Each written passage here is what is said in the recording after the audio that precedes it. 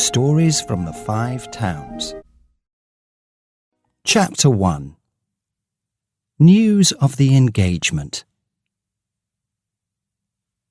My mother never came to meet me at Bursley station when I arrived in the Five Towns from London. She always had other things to do. She was getting ready for me, so I always walked alone up Trafalgar Road, between the factories and past the football field. And so tonight I had time to think. I had some very important news for my mother, and I didn't know how to tell her. I wrote to my mother every week to tell her what I was doing. She knew the names of all my friends. I often wrote about Agnes and her family. But it's difficult to write in a letter. I think Agnes likes me. I'm in love with her. I'm sure she likes me. I think she loves me. I'm going to ask her to marry me. You can't do that. Well, I couldn't do it. And on the 20th of December, I asked Agnes to marry me, and Agnes said yes. But my mother didn't know anything about it. And now, on the 22nd of December, I was coming to spend Christmas with my mother. My mother was a widow. I was her only son, and now I was engaged, and she didn't know. I was afraid she was going to be a little unhappy, and I was ready for a difficult evening. I walked up to the front door, but before I put my hand up to ring, the door opened, and there was my mother. She put her arms around me. "Well, Philip, how are you?"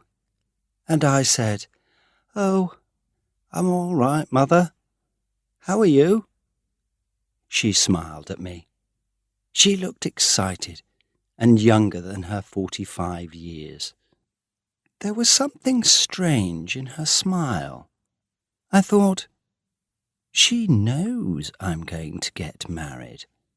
How does she know? But I said nothing. You have to be careful with mothers. I'll tell her at supper, I decided. I went upstairs to my bedroom. When I came down, my mother was busy in the kitchen. I went into the dining room, and here I had a surprise. There were 3 chairs around the table, and 3 plates, and 3 glasses. So Agnes was coming. I didn't know how my mother knew, but she did know.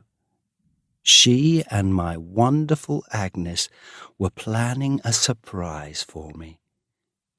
Agnes was coming to Bursley for Christmas. There was a ring at the door. It's Agnes, I thought, and running to the door, I opened it. It was Mr Nixon.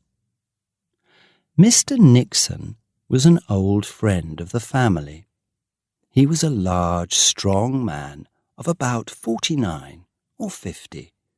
He was very helpful to my mother after my father's death. "Good evening, young man," he said. "It's good to see you back in Bursley."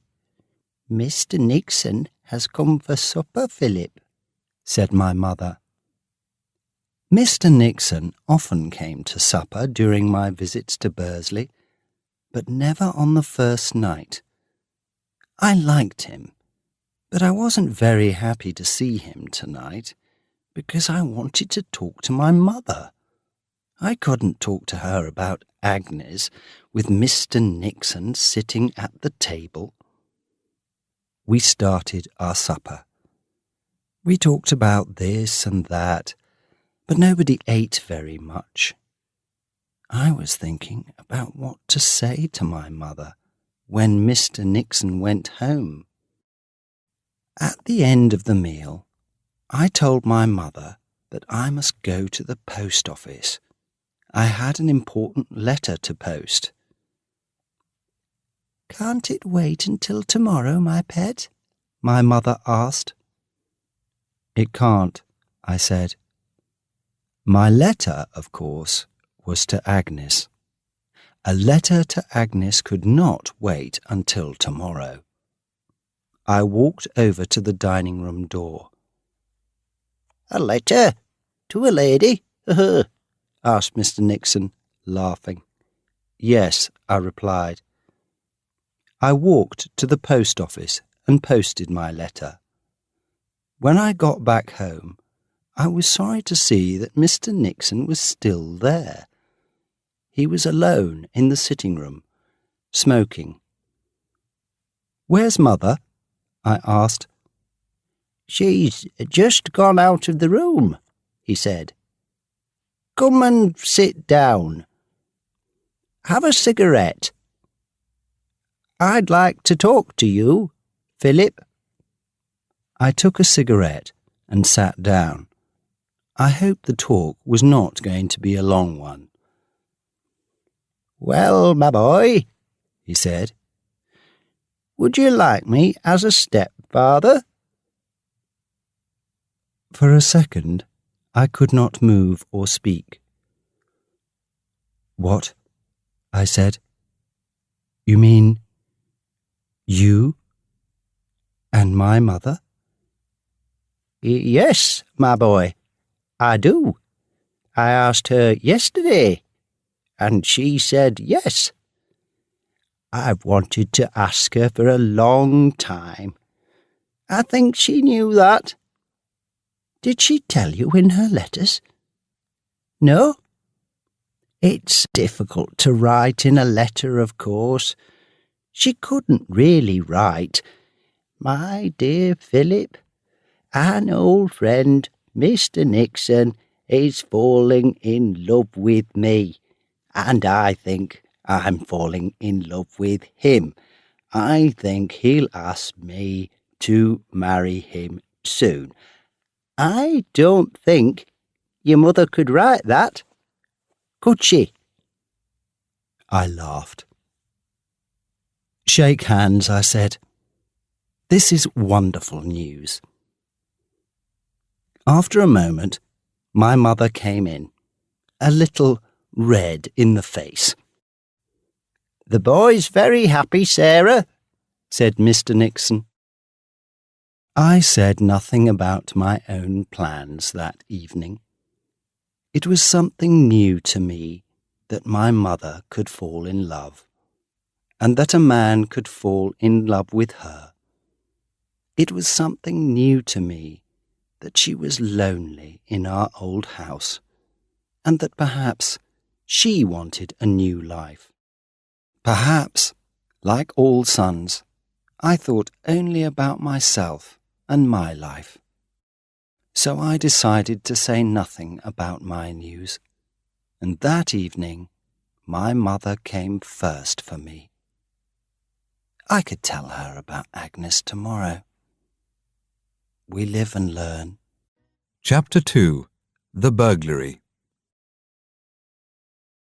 Lady Dane said, "Gee, if that portrait stays there much longer, I shall go mad. I can't eat any more with it up there." She looked up at the big portrait on the wall opposite the breakfast table. Sir Jehoshaphat said nothing. Lady Dane did not like the portrait. Nobody in the 5 Towns liked the portrait. But the portrait was by Cressage, the finest portrait painter in England, and a portrait by Cressage cost £1,000 or more. Sir Jehoshaphat Dane was perhaps the cleverest and most successful businessman in the 5 Towns. His business, called Dane Brothers, had one of the biggest pottery factories in England, and their cups and plates went all over the world. Sir Jehoshaphat was rich because he sold his pottery very cheaply and paid his workers very little. But Sir G liked to be important, so he used some of his money to pay for schools and hospitals for the people of the 5 towns.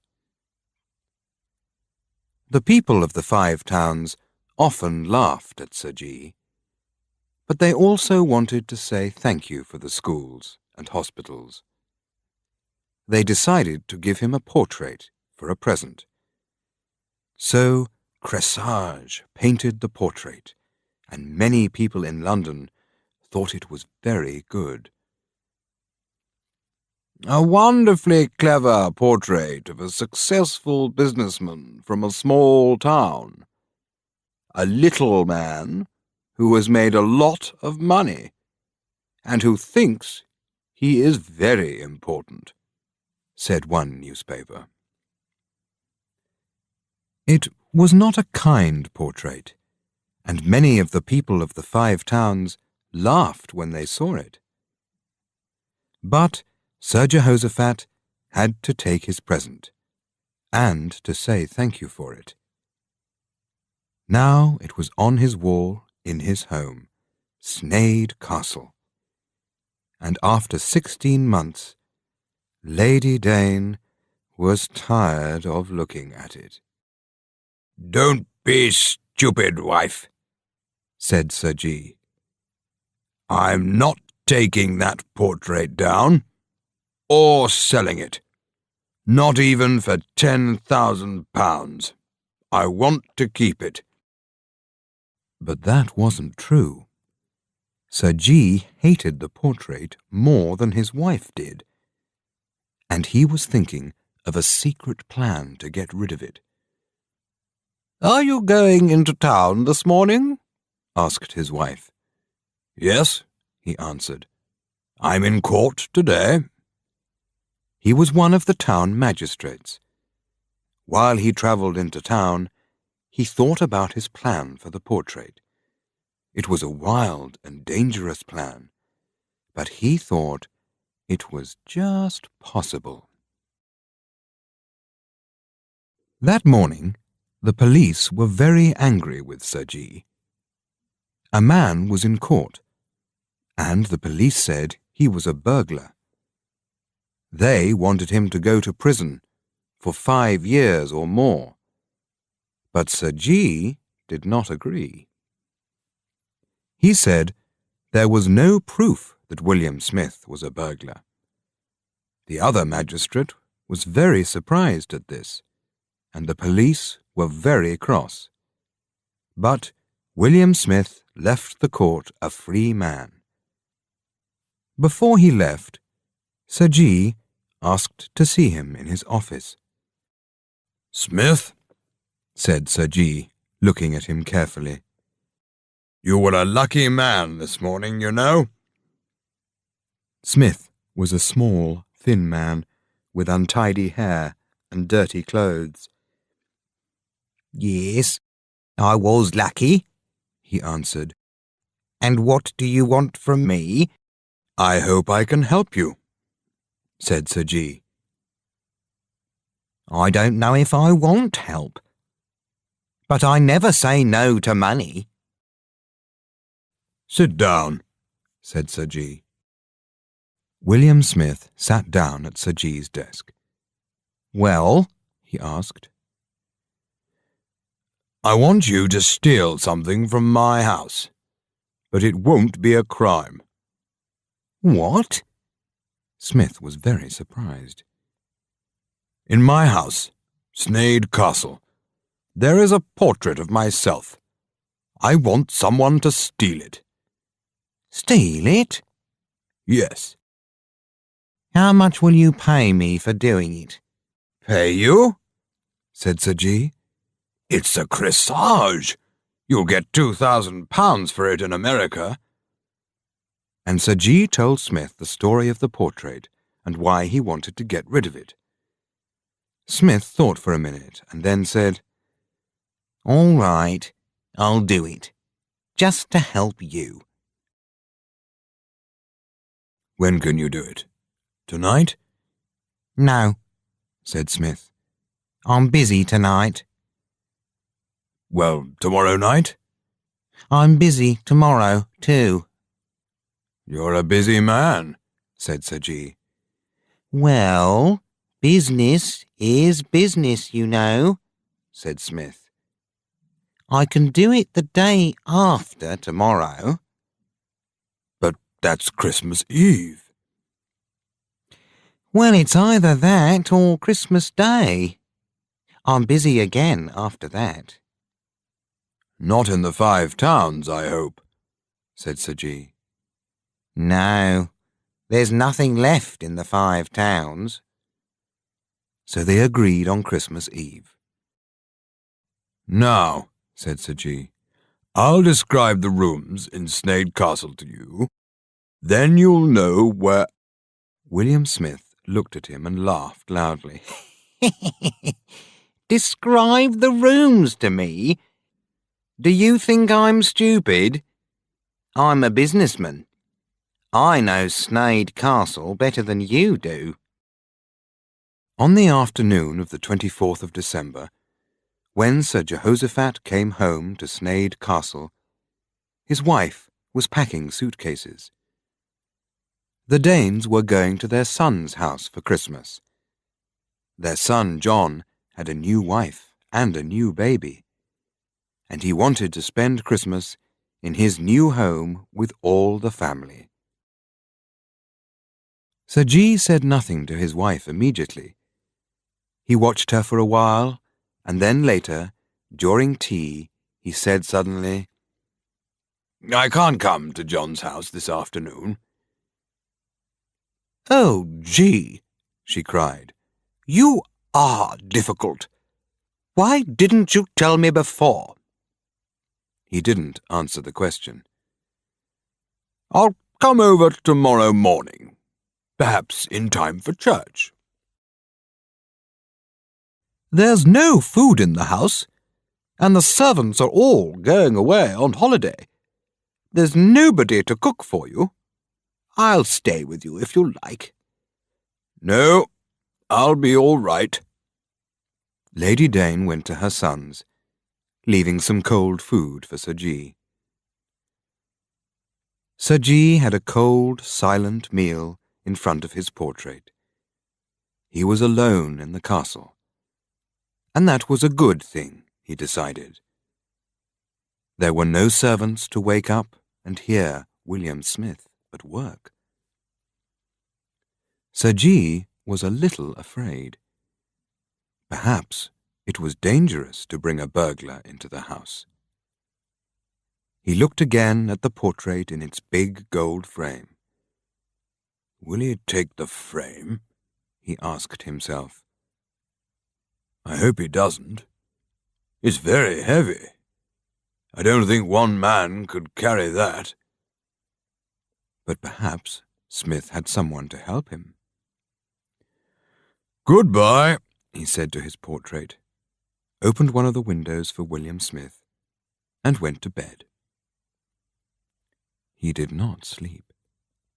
He listened. At about 2 o'clock, there were a few noises. They stopped, then started again. Smith was at work. Sir G. got out of bed quietly, went to the window, and looked out carefully. 2 men were carrying something large and square across the garden. So, Smith had a friend, and he was taking the portrait and the frame. Sir G. went back to bed. He slept for a few hours and then went downstairs.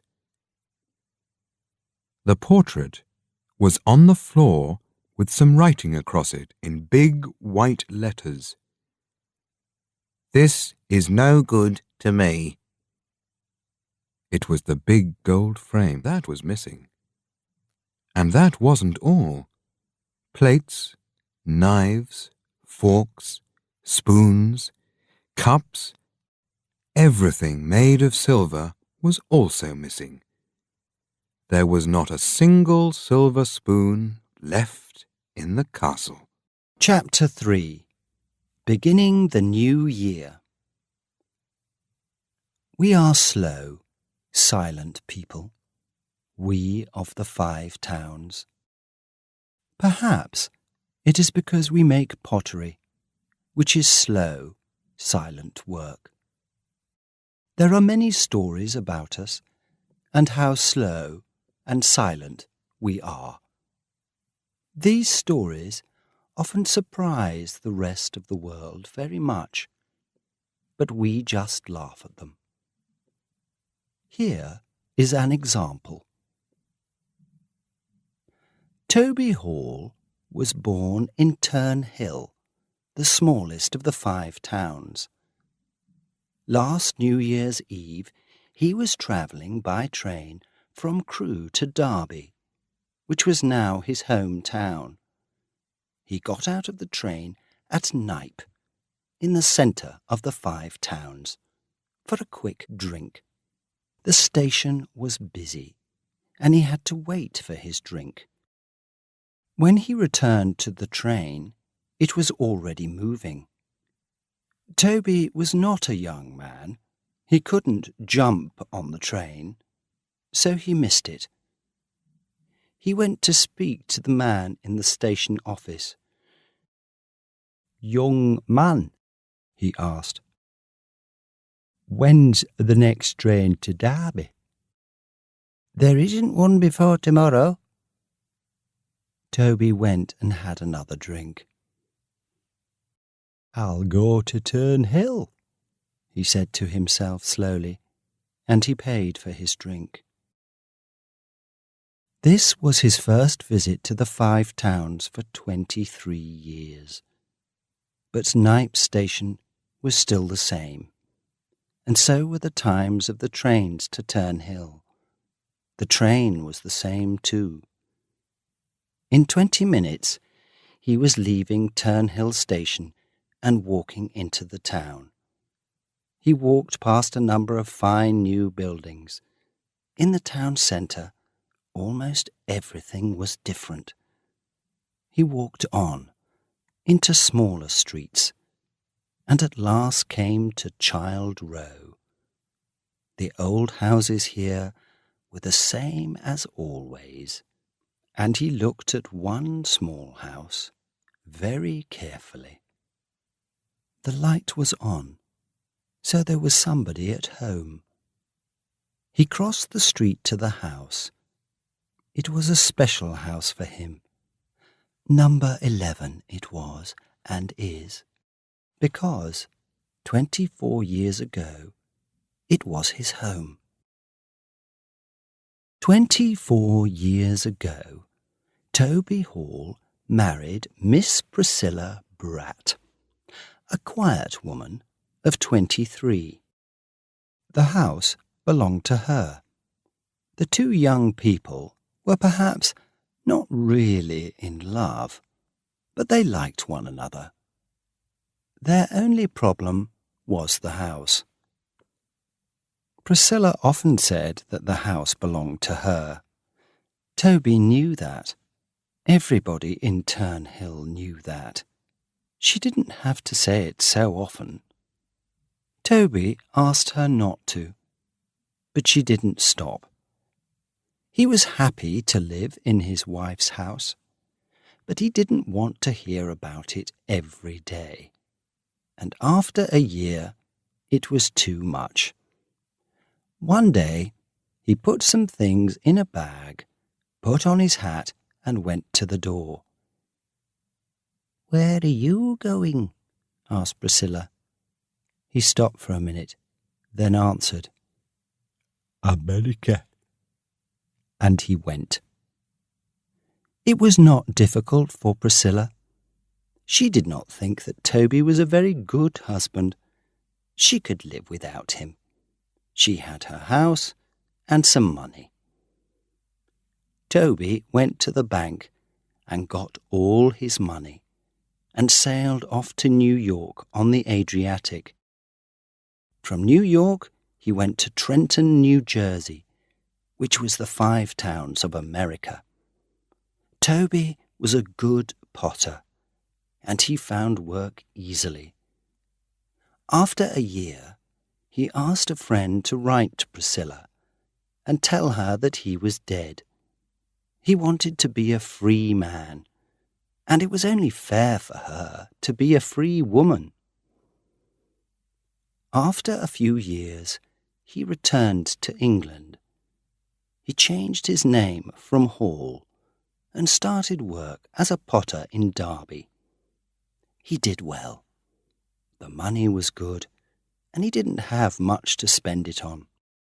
He lived quietly, working all week and going fishing at the weekends. And now, because of a visit to Crewe, a train, and a drink, he was in Child Row and crossing the street to number 11. He knocked on the door. Many doors in the 5 Towns opened slowly and carefully, and so did this one. It opened a few centimetres, and a woman looked out at Toby. "Is this Mrs. Hall's?" he asked. "No, it's not Mrs. Hall's. It's Mrs. Tansley's." "I thought—" The door opened a little more. "Is that you, Toby?" "It is," answered Toby, smiling a little. "Well, well," said the woman. "Well, well." The door opened a little more. "Are you coming in, Toby?" "Yes," said Toby, and he went in. "Sit down," said his wife. "I thought you were dead. Someone wrote to me." "Yes," said Toby, "but I'm not dead." He sat down in a comfortable chair by the fire. He knew the chair, and he knew the fire. He put his hat on the table. Priscilla locked the door again and sat down herself. Her dress was black, and like Toby, she was getting a little fat. "Well, well," she said. "So, you've come back?" "Yes." They were both silent for a minute. "The weather's cold, isn't it?" he said. "Yes, it's been a cold winter." Another silence. What were they thinking and feeling? Perhaps they weren't thinking anything very much. "And what's the news?" he asked. "News? Oh, nothing special." There was a picture above the fire. It was a picture of Priscilla when she was young. It surprised Toby. "I don't remember that picture," he said. "What?" "That." He looked up at the picture. "Oh, that. That's my daughter." "Oh!" Now Toby was surprised. "I married Job Tansley," said Priscilla. "He died 4 years ago." "She's married," she said, looking up at her daughter's photograph. "She married young Gibson last September." "Well, well." They were silent again. "That's a good fire," said Toby, looking at it. "Yes, it is." "Good coal?" 70 pence a ton." Again they were silent. Is Ned Walklate still at the pub? Toby asked. I think so, said Priscilla. I think I'll go round and have a drink, said Toby, standing up. He was unlocking the door when Priscilla said, You've forgotten your hat, Toby. No, he answered. I haven't forgotten it. I'm coming back. They looked at one another, speaking without words. That'll be all right, she said. Well, well. Yes. And he walked round to the pub. Chapter 4. The Silent Brothers. John and Robert Hessian, brothers and bachelors, sat together after supper in their house in Oldcastle Street, Bursley. Both brothers were wearing black because of the death of their older sister 3 months ago. Maggie, the servant, came in to take the supper things off the table. Leave the coffee, Maggie, said John, the elder brother. Mr Liversage is coming to visit. Yes, Mr. John, said Maggie. Slate, Maggie, said Robert. Yes, Mr. Robert, said Maggie. The slate was on a table near the fire. Maggie gave it and its pencil to Robert. Robert wrote, Why is Liversage coming? And he pushed the slate across the table to John. John wrote on the slate, I don't know. He telephoned. He said he wanted to see us tonight. And he pushed the slate back to Robert. John was 42 years old, and Robert 39. They were tall, dark men, and both were well and strong, and there was nothing wrong with their hearing. 10 years before, the brothers had a quarrel. The quarrel was a stupid one, like many quarrels. The morning after, Robert did not answer when John said something to him. Well, said John to himself, if he doesn't speak, I won't speak. And then Robert thought the same thing. Maggie was the first to see that the brothers were not speaking. Then it was their best friend, Mr Liversage, the solicitor, and some of their other friends, but nobody said anything to them. The people of Bursley thought it was funny and wanted to know which brother would win the quarrel. So Bursley watched the two men carefully, waiting for one of them to speak.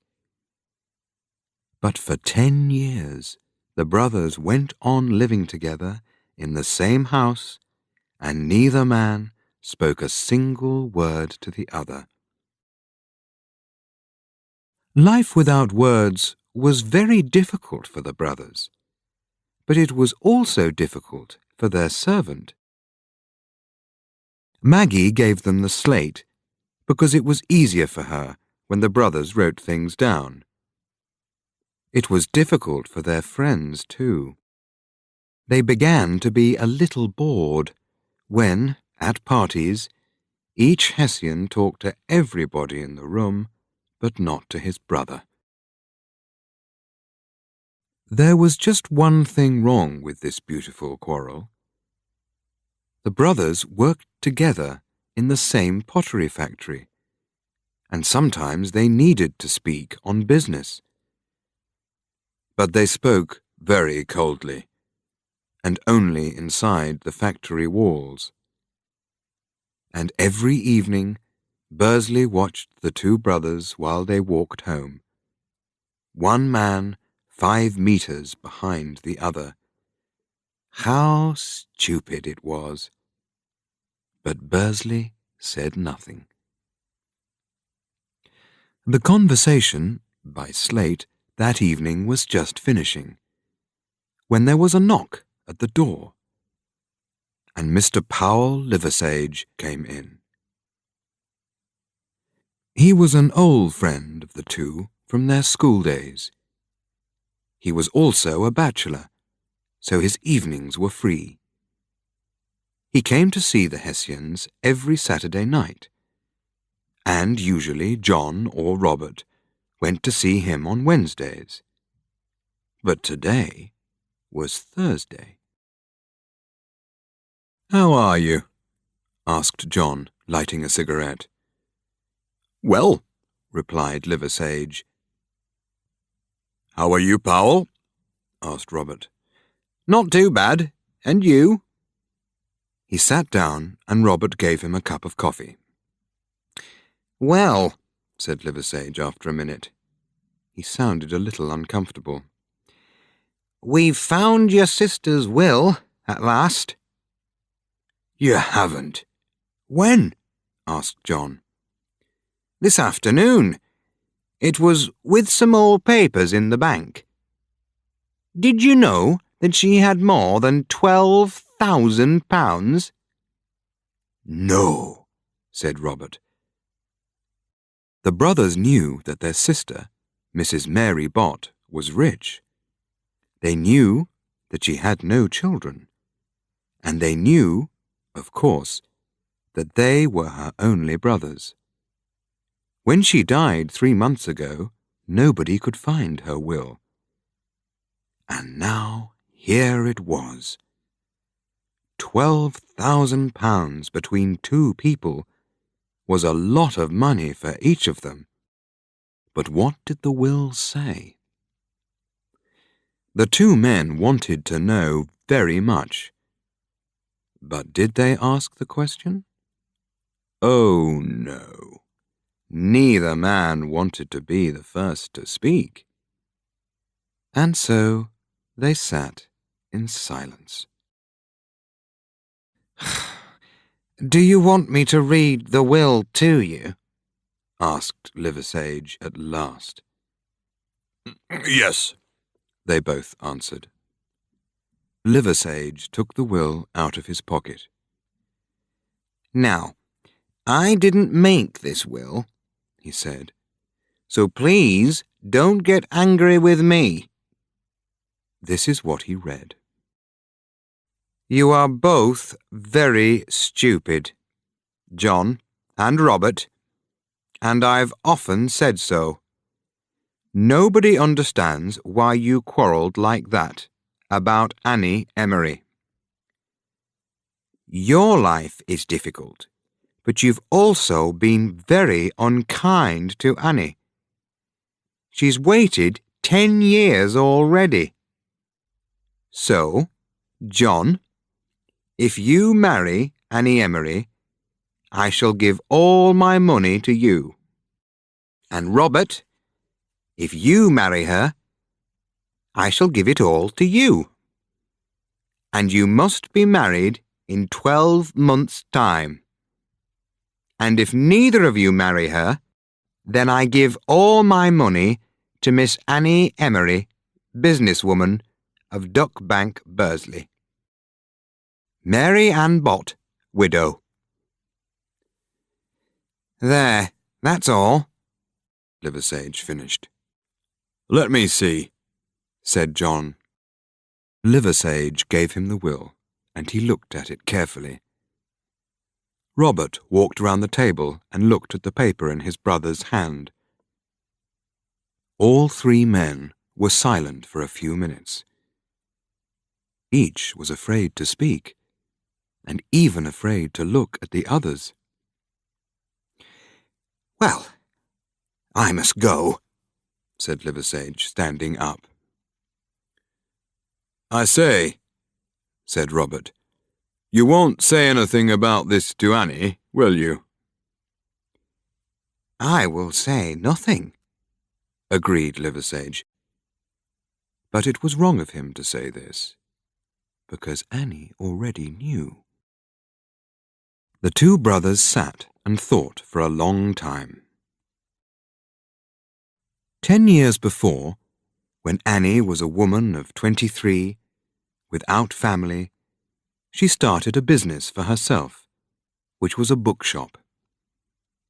John was in love with her, but so was Robert. And the two men quarrelled.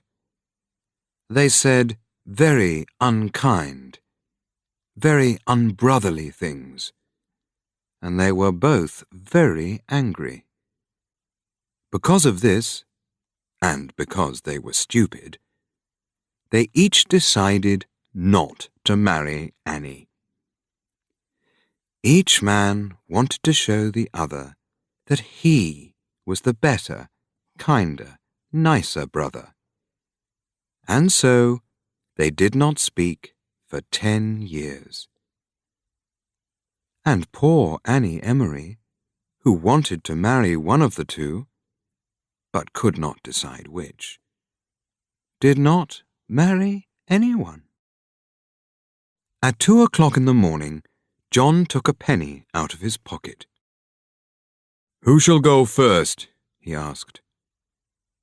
Robert felt very strange.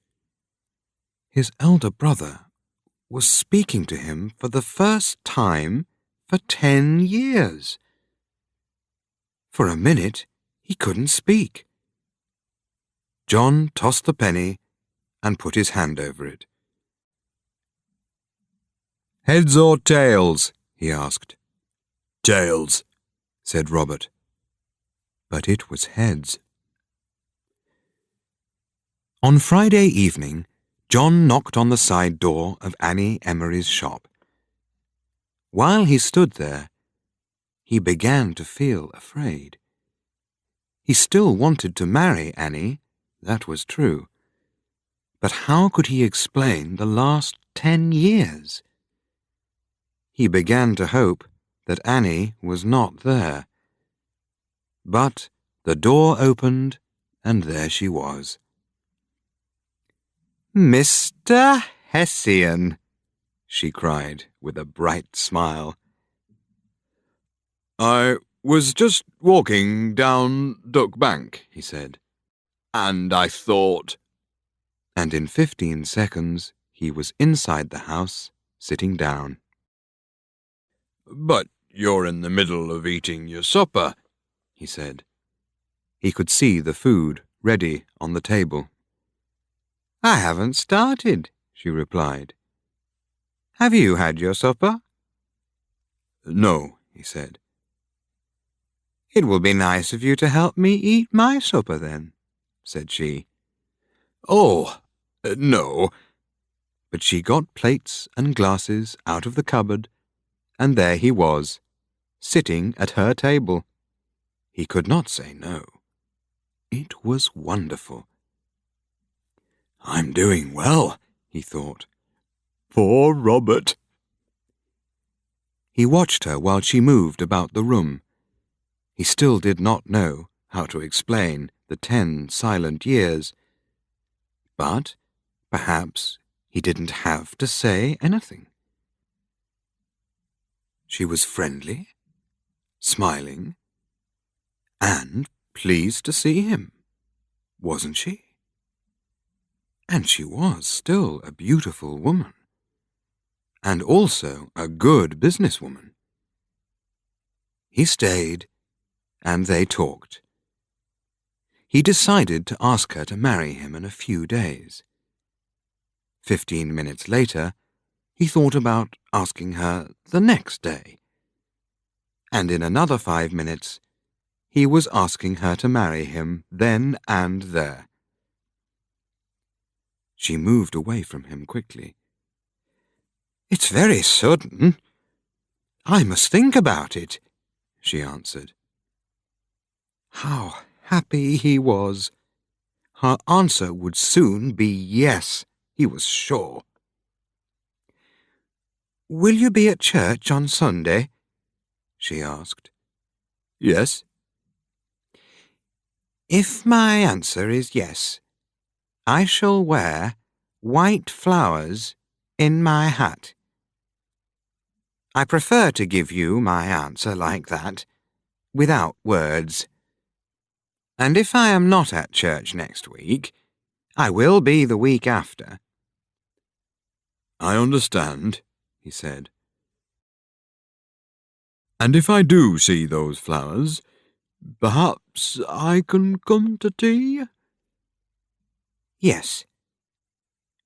But you mustn't speak to me when I come out of church. He walked home down Oldcastle Street. He was a happy man, and he felt much younger than his 42 years. She was not at church on Sunday. Robert was away on business most of the week, and John was alone in the house. For many hours he sat at home, thinking about the next Sunday.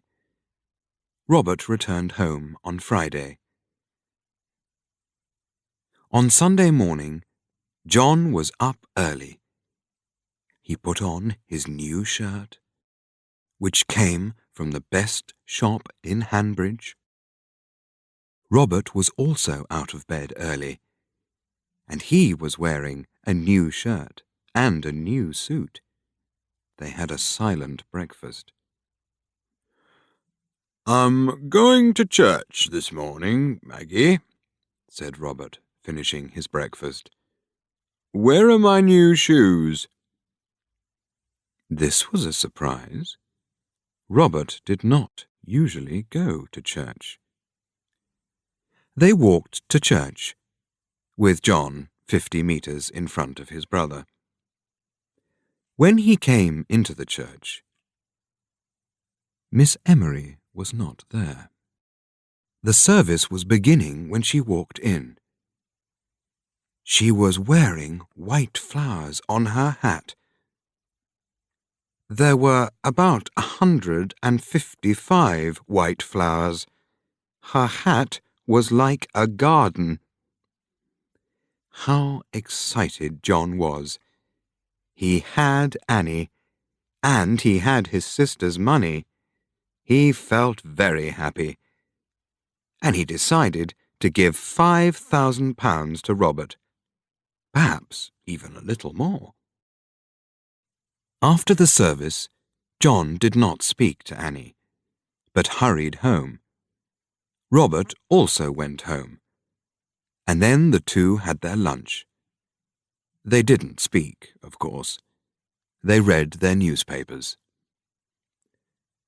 After lunch, they went out for a walk. Not together, of course.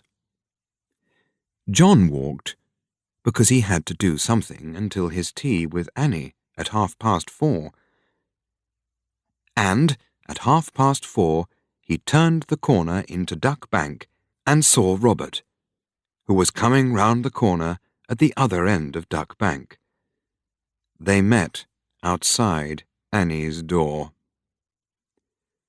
What are you doing here? Asked Robert angrily. I'm coming to see Annie, replied John, also very angry. So am I. Well, you're too late, said John. I've asked her to marry me, and she has said yes. Don't be stupid, replied Robert. She's marrying me. When did you ask her? Asked John. On Friday. And did she say yes? Not on Friday.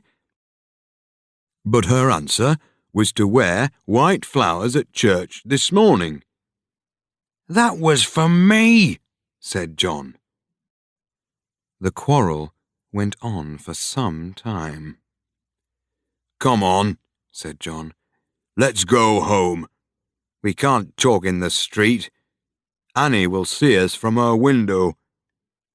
They walked home quickly, and the quarrel went on at home all afternoon. It got noisier and angrier, and at 6 o'clock Maggie came into the room. She told the brothers that they must stop fighting at once. She then told them that she was leaving their house forever. "Why did you do it, my pet?" asked Powell Liversedge. He and Annie Emery were sitting in the garden of his house in Trafalgar Road. "Why did I do it?" asked Annie. "Oh, they were so stupid, Powell. I know they're your friends, but really, for 10 years they said nothing to me, and then, because of their sister's money, they come to see me. And Powell, they were so stupid. They really thought that I liked them. I wanted them to meet at my house because I wanted to tell them what I thought of them. But I was watching from my bedroom window when they met in the street. They started to quarrel again, and then they went away." "Well, they'll be angry with me, I'm afraid," said Powell, "when they find out that we're going to get married.